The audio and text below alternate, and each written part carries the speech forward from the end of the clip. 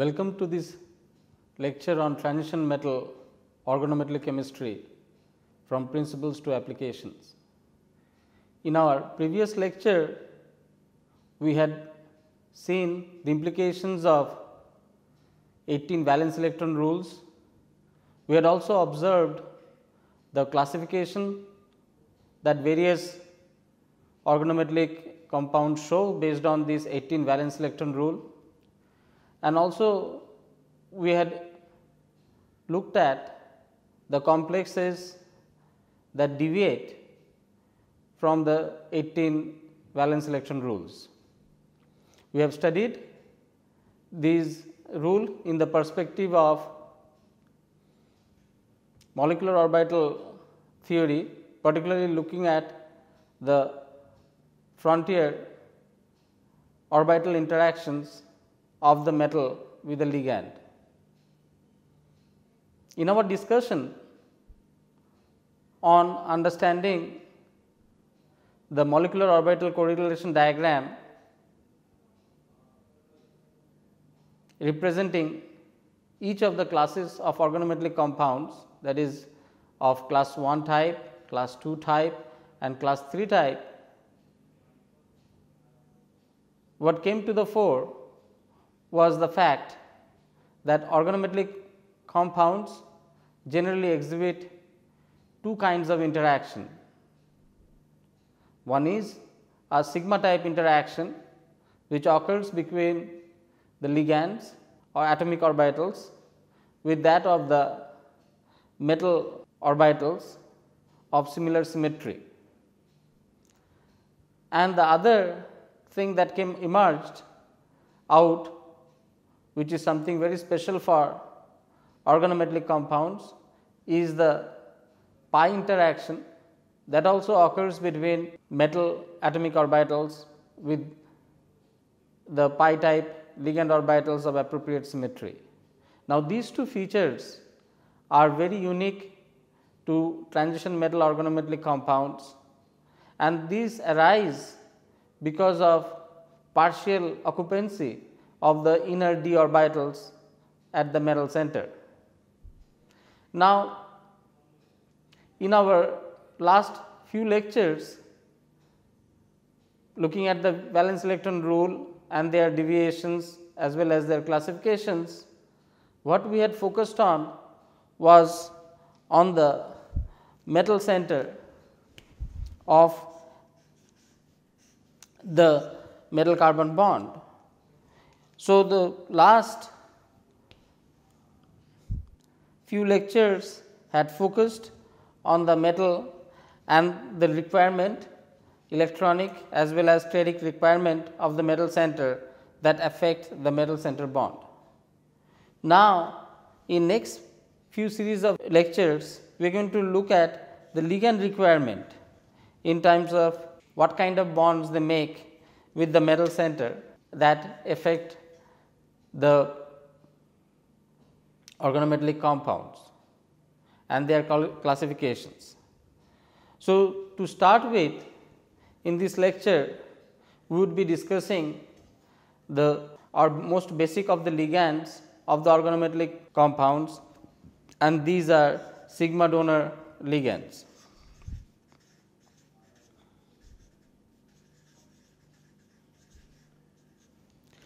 What does this mean is that these ligands have sigma orbitals which involve in bonding with the metal center. So, the focus in this lecture would be on the various types of sigma donor ligands that they come along, how they are prepared, preparations,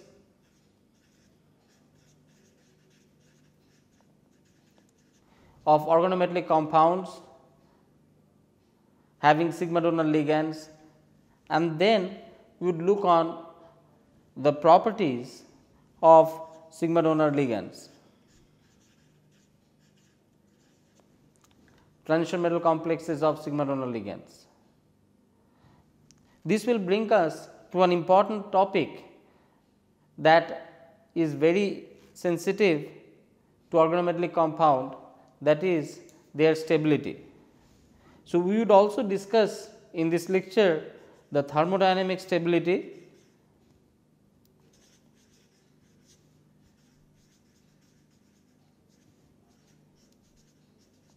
of these compounds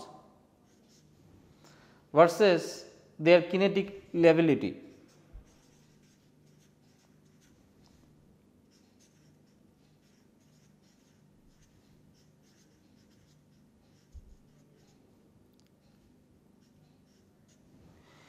What I must mention over here, that the organometallic compounds being extremely sensitive to air and moisture, difficult to handle, there is a false perception that these compounds are largely unstable thermodynamically, but in reality what has been found out, that these compounds thermodynamically are stable, but their reactivity or high reactivity are of kinetic origin. And we will try to look at organometallic compounds from this perspective and understand their high reactivity that arises from their kinetic lability. Lastly, we are going to touch upon a very interesting topic which is of contemporary interest, that is the interaction of CH bond with transition metals.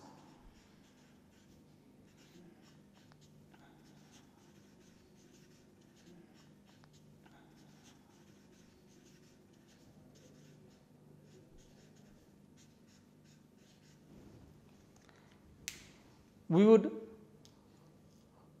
look at this topic with very closely based on the fact that this is an important area of contemporary research.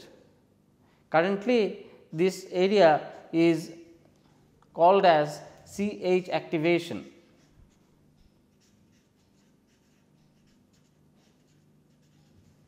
This is a challenging area, as CH bond strength is very high,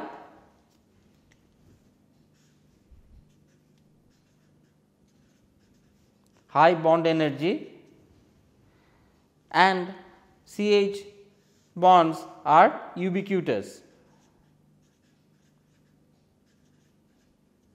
So, they are very common, they are very stable bonds and they are very common, and hence the selectivity in activating them becomes very challenging.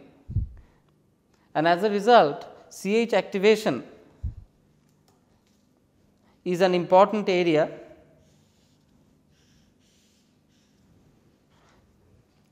which can result in selective functionalization of the CH bond and can make value added chemicals.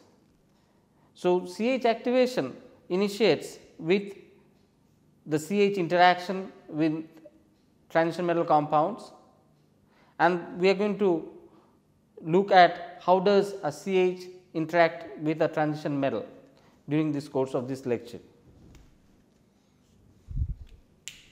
Now, with that prelude, let us take a look at how many types of sigma donor ligands are there.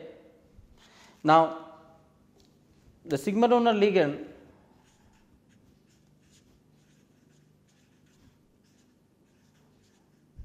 depends on hybridization of the carbon center,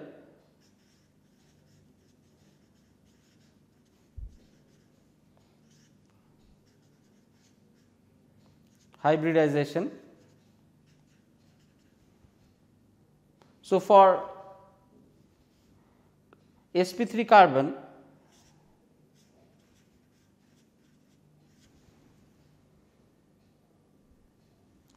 one can have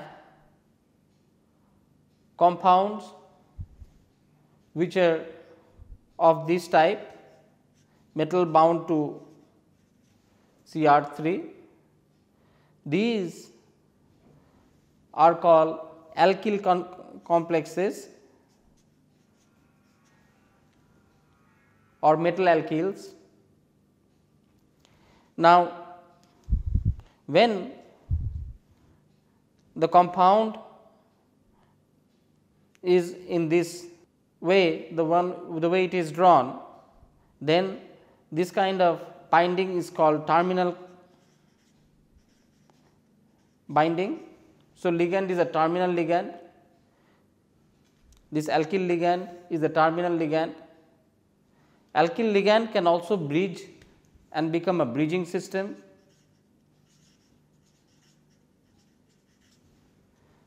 If it bridges between two metal center, then that can be represented as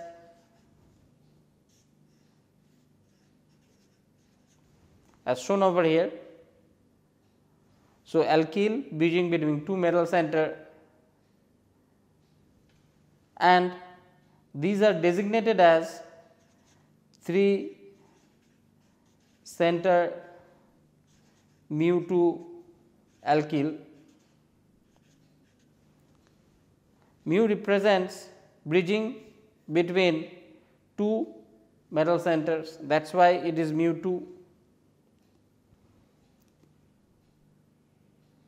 Now, instead of Cr3 bridging between two metal center, it can also be alkyl moiety of the type Cr2 bridging analogously between the two metal centers, and these are called mu2. Again, mu means bridging, 2 means between the two metal center, alkylidene.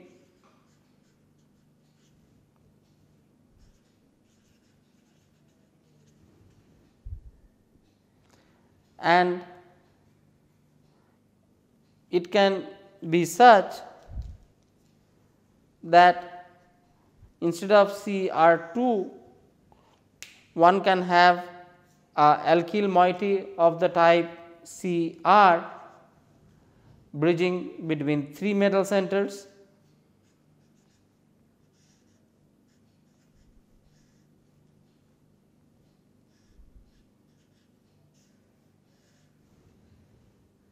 And this likewise would be called mu3, now that there are 3 metal centers, alkylidene.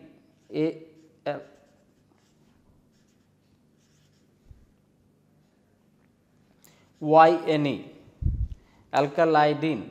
So, the difference being we have a dy versus d in, rest, and mu2 versus mu3, rest all remaining the same.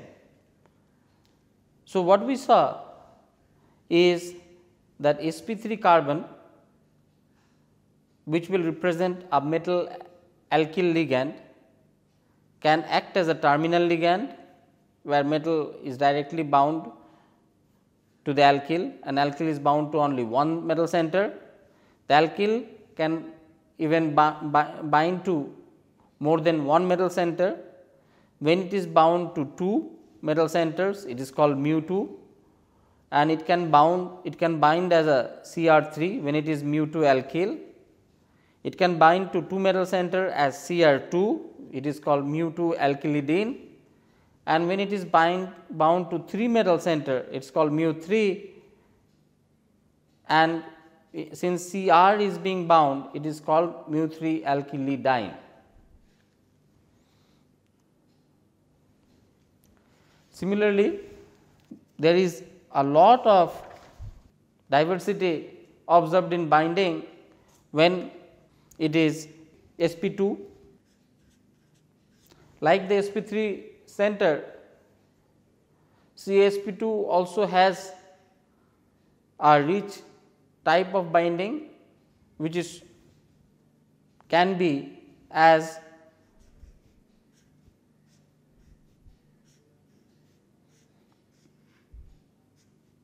metal bound to an aryl group, where the center is an sp2 center carbon binding to the metal, and these are called aryl. This being a terminal binding, it can be classified as terminal ligand.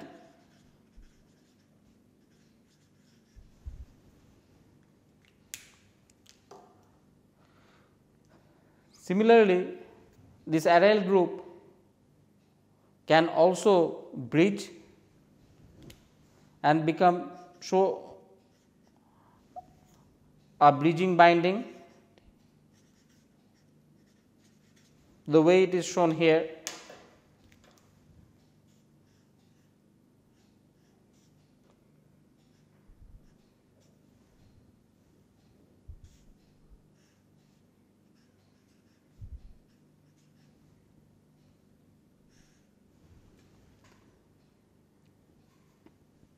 Similar to what we had observed for the alkyl binding, this is designated as 3 center mu2 aryl.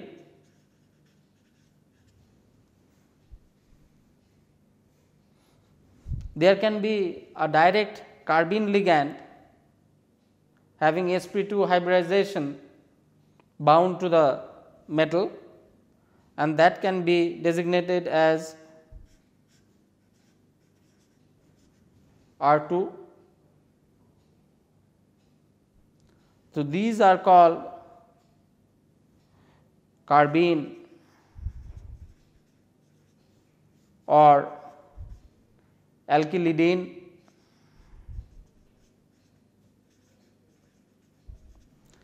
This is a terminal carbene bound to the metal center. Similarly, sp2 carbon in the form of carbene can bind in a bridging fashion, with Cr2 being a Cr moiety.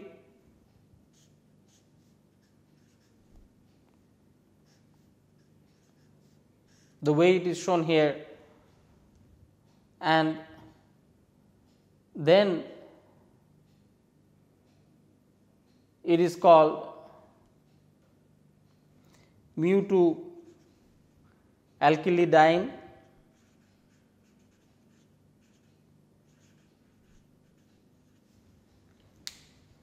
Alkylidyne with dy and mu2. C2 fragment can also bind in a terminal fashion as shown.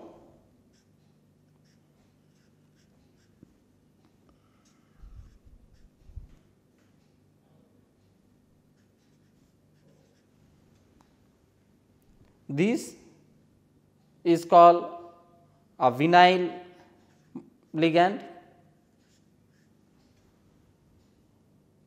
The terminal vinyl binding is shown here. Likewise, there is a mode which also show a bridging binding, bridging vinyl binding.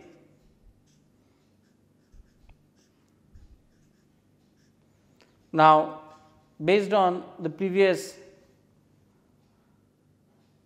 way of naming these bridging modes, a bridging vinyl thus would be written as mu2 vinylidene.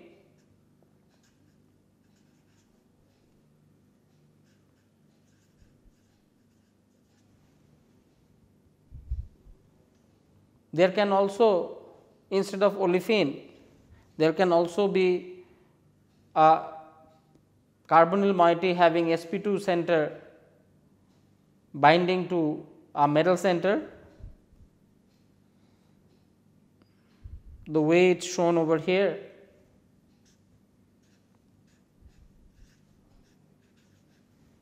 And these are called acyl ligands.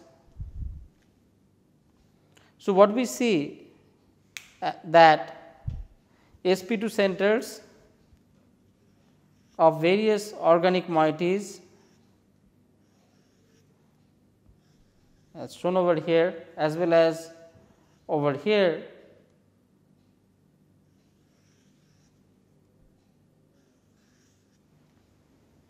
that bind to metal center in two types, mainly bridging as well as terminal. Also, what comes to the fore by looking at various kinds of bridging and binding, terminal bindings for the sp2 center, and then comparing the same with the earlier discussed sp3 ones, then it becomes obvious that the sp2 center has a rich diversity of binding modes. That is something which is important to remember, and many of these sp2 carbon binding are important intermediate in many catalytic cycles. For example, in olefin metathesis, hydrogenation, polymerization reactions, many of which have gone on to become hydroformylations, many of which have gone to become blockbuster industrial processes that has millions or probably $1 billion of turnover annually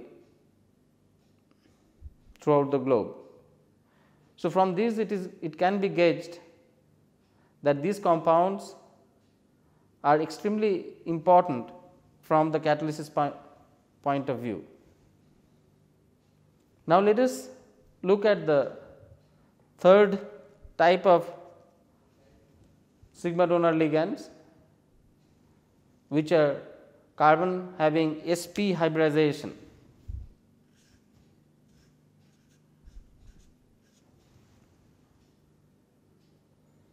Now, here one can have a Cr moiety bonded multiply to a metal center. These are very interesting compounds and are called carbines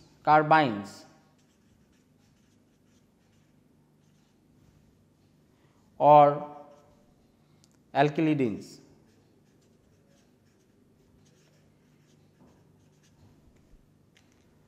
Please, unlike with that of Cr2 where it had been carbene, in carbine the B is replaced with Y and alkylidine is replaced with Y.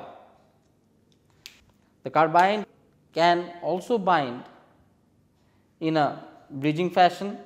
So, this is terminal type.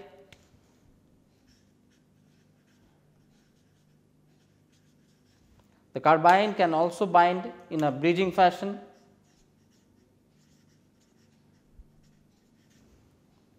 Which can be shown as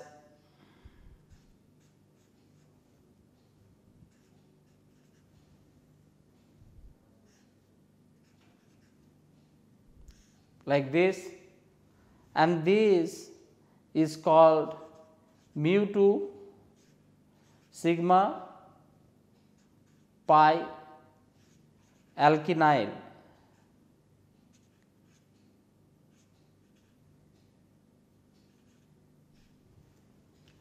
So, this sigma is this bond, designates this bond, and this pi designates this bond. So, the alkyne moiety bridges between two metal center by two kinds of interaction. This is very unique and kind of very special.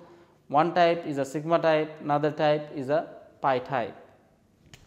Like metal alkaline, there can be another type of CCr, and these are called alkynyl.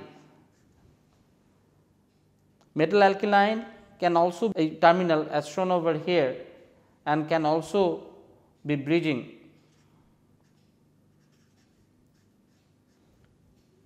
As is shown over here. So, this is again 3 center mu 2 alkynyl, and lastly of sp type there can be terminal bonds like this, and these are called vinylidene.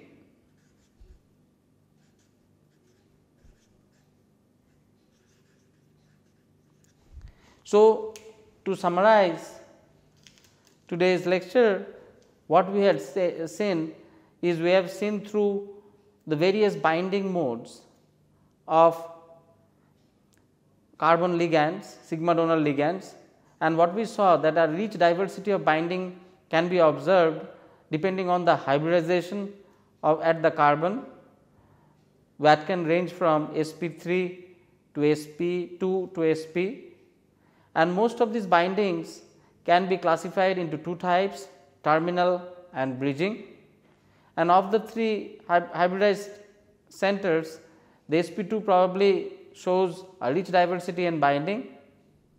And lastly, I must note that these binding are extremely important in understanding the crucial interactions that happen between the metal and ligand in this compound, as this compound play a significant role in chemical catalysis, and hence their reactivity can be understood by understanding their binding. So, with this I would conclude today's lecture. Look forward to taking up the next lecture, which involves synthesis, preparation, property and stability of this kind of sigma alkyl complexes. So, a lot more to learn about what kind of reactivity these sigma alkyl complexes display by virtue of their binding to metal, how they can be prepared, what are their uses, and so on and so forth. So, I look forward to being with you in the next lecture, and with that, thank you for being with me in this lecture.